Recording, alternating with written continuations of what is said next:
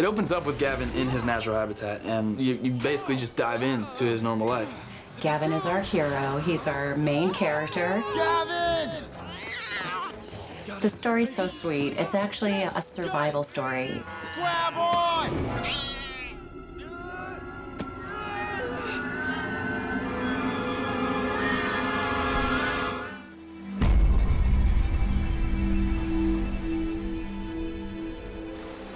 I want to see the world and go on an adventure. Lucky number one. Hey, I'm Nash Grier, and I play Gavin. Watch where you're going. He doesn't look like your average mouse. He's got like bluish kind of fur with like some like green-ish eyes, and he always wears like a ripped sweater on his neck. But his personality, I'd say, is just really wild and adventurous. Wow, it looks amazing. I've got to see that ocean for myself.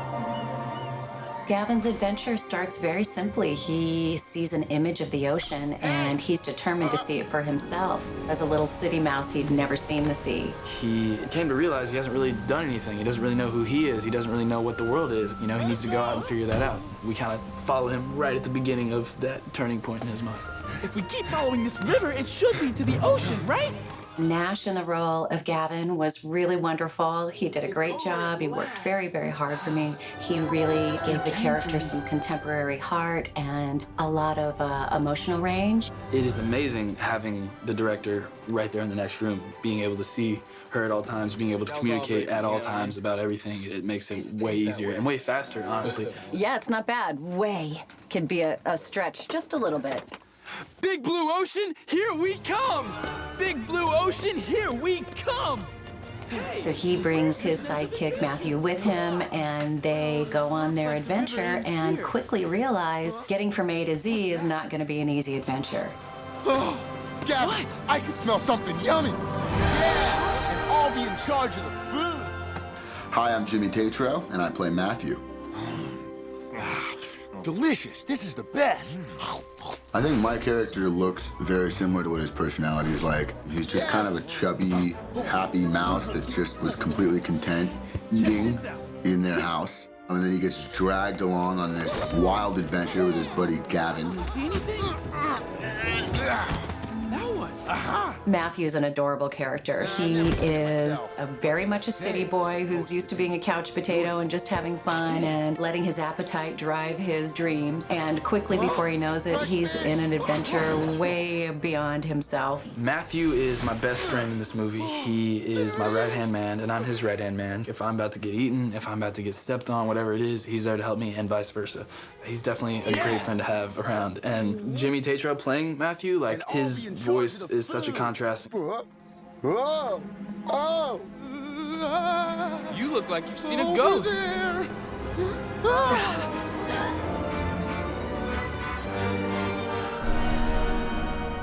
Hi, I'm John Lovitz, and I play Winston. You found yourselves a lovely hiding place. I'm told one of you actually defeated a weasel of mine. Could it have been you, Gavin? Well, I play the Winston, the evil white weasel, and he's just scary looking. It looks like an evil white cat, but it's got a big chest and it's got long talons that could, you know, rip you apart.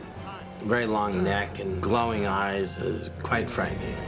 Well, hello again. Ready to join our feast this evening?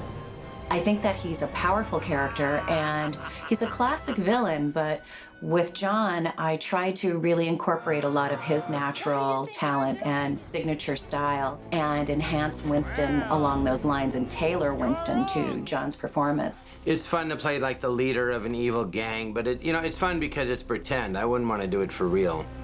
It's time for you to see what weasels are really capable of. The director helps you a lot because it's already been filmed and shot, so everything has to fit in a certain way. So she tells you about the character and the story and how to fit in and kind of describes the kind of voice they're looking for, and then you try to find it, and she says, that's it, that's good, and then you just go. One more for the list.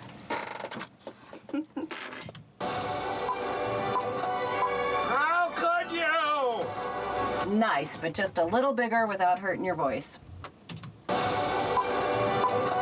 How could you? Got it. Chester! Shelly!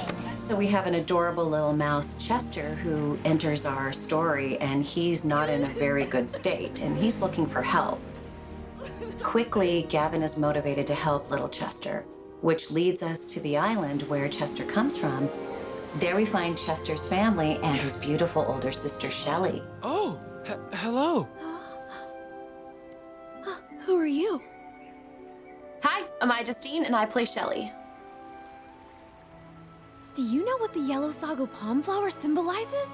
No one's ever told me. It means hope. For Shelly, I feel like she was in sort of this dark place, and then Gavin comes along and just really gives everyone hope, and they really just kind of turn everything around. So my character's Shelly. She's super cute, a little blonde mouse. She's super caring, and I feel like she's kind of the center token of the family that kind of ties everyone together. Gavin has a little love interest. Her name's Shelly. When you first, have feelings for someone, it's not the easiest to just, tell them or express them, put them into words or anything like that. I still can't really do that. He's a mouse, and he's going through that struggle as well. Wow, you were thirsty. Yeah. It's all right. One of them's a city mouse, and one of them's living on an island that's a completely different mouse. So, I don't know. It was definitely interesting to see how he tried to interact and how he tried to show or express his love for this other person. Gavin and Shelly have a little bit of affection for each other. It's not very explored, so I think it actually could lead to a sequel, which would be exciting. I really do love storytelling that has an element of love, and I did feature that quite a bit in the additional dialogue that I gave for the pair of them. And it's very sweet because their relationship seems very contemporary. I could see teenagers acting like that even today. These small little mice, I mean, they're so cute. And the things that they overcome, I feel like, even though that they are mice, you can kind of see yourself in each character.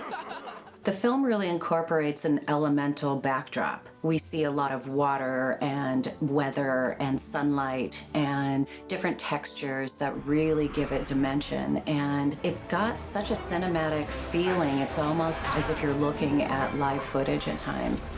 The art of animation has really expanded, and we certainly see that in the result of this film. The palette is so beautiful and rich, and the colors are super saturated, but light and shadow has a lot to do with setting the tone of each scene. So we really try to follow the music and the merger of the landscapes and the waterscapes and bring everything together dynamically. I remember when they started doing computer graphics, they could do everything, but they couldn't do water. It was really tough. And then they finally got it down. They were all excited because they could computer generate water. But if you look at the water in this, it's come a long way. It's like even better and looks very real. And I think the last scene where there's a big climactic scene and a big fight, and you have the water, and you have the sun, and you have the light going through it, and it looks quite beautiful to me. It looks like a place I'd like to go on vacation. And I was thinking when they're fighting, I'm like, why don't they just relax and enjoy the ocean? It's probably quite warm and it's a beautiful sunset. It was honestly very distracting recording with this beautiful screen. Like, every shot is so detailed and everything is perfectly placed, and like down to the smallest little things. You really could watch this movie a couple times and see something new in every scene and every shot. It was hard for me to stay focused because I would be watching and watching and watching, and then, Nash, you're here? Yes, oh yeah, I'm here. Sorry. I'd say I've watched a lot of animated movies, and it's really cool to see what they keep doing with animation, how they keep pushing the lines and developing more and more stuff. There's some sunsets in there that blew my mind. How do you even make that? I don't know. It was crazy to see, especially as I was recording. It was very awesome. I would say a good message to take away from the movie is to get out and do things in the world and be adventurous and go see scenic things, and don't just sit inside all day eating sausages and cheese and watching your iPad. For kids, it's just about never giving up and always, fighting for what you want. You're gonna come across people and obstacles that are bigger than you, but if you persevere, you can succeed. Oh yeah? Well, you ain't seen nothing yet. You won't really learn anything about yourself until you put yourself out there and do something you've never done.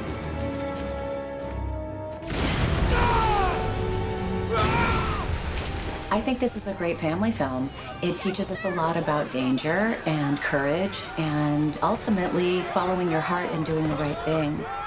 That selflessness is a beautiful sacrifice when it's focused for truth and for justice and doing the right thing. And we certainly follow Gavin's journey through all of those emotional levels. I would like to say, ultimately, there's no place like home. Yeah!